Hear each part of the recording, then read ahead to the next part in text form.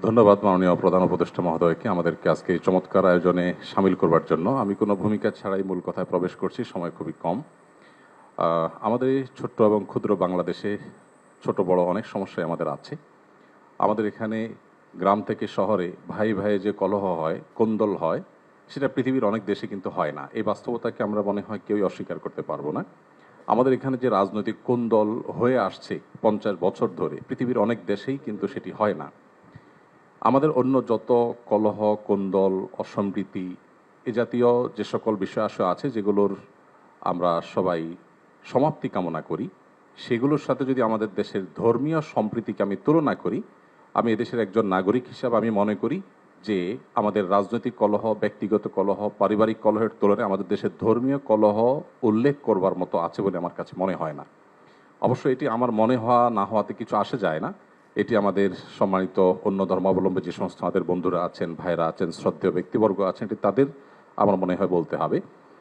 আমি শুধু এটুকু বলবো যে 5ই আগস্ট আমার ফেসবুক পেজে কয়েক মিলিয়ন ফলোয়ার্সকে লক্ষ্য করে আমি একাধিকবার লাইভে এসেছি, যেটা আমার দীর্ঘ 10-12 বছরের সোশ্যাল মিডিয়ার ইতিহাসে কখনো আসেনি। প্রত্যেকটি লাইভে আমি চেষ্টা করেছি এদেশের সর্বশ্রেণীর সাধারণ মুসলমান সহ অন্যান্য ধর্মাবলম্বীদেরকে শান্ত রাখবার আহ্বান করার জন্য। চট্টগ্রামে যখন আইনজীবী আলিফ হত্যাকাণ্ড ঘটলো, সাথে সাথে আমি আমার দায়িত্ব থেকে নিজে এবং অন্যান্য আলেম ওলামাদের সাথে কথা বলেছি। আমি যতটুকু জানি এখানে অনেক সিনিয়র ব্যক্তিবর্গ আছেন, ওলামা একরাম আছেন। এদেশে ওলামা একরাম সবসময় সম্প্রীতি এবং শান্তি বজায় রাখার জন্য তারা কাজ করে চলেছেন।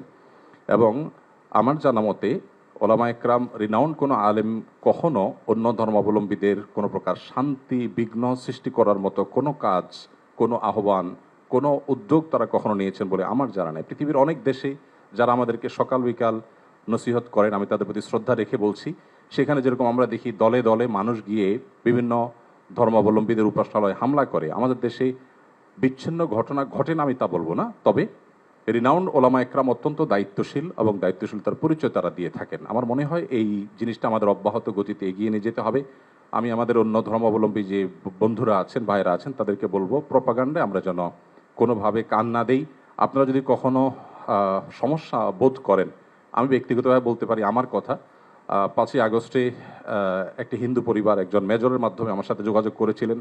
আমি আমার সাধ্য অনুযায়ী তাদের নিরাপত্তার জন্য আমাদের যে সমস্ত ভাই বন্ধু আছে তাদের দিয়ে খুলনার একটি জায়গায় আমি ব্যবস্থা করেছি। আমার মনে হয় বাংলাদেশের যত বড় মাদ্রাসা আছে এখানে সব নেতৃত্বশীল ওলামা একরাম আছেন। আপনারা যদি কখনো কোনো মাদ্রাসায় গিয়ে বলেন যে আমাদের নিরাপত্তা বোধহয় আমরা ভয়ের মধ্যে আছি, নিরাপত্তাজনিত শঙ্কায় আছি, আমার মনে হয় আমাদের আইনশৃঙ্খলা রক্ষাকারী বাহিনী যেরকম আপনাদের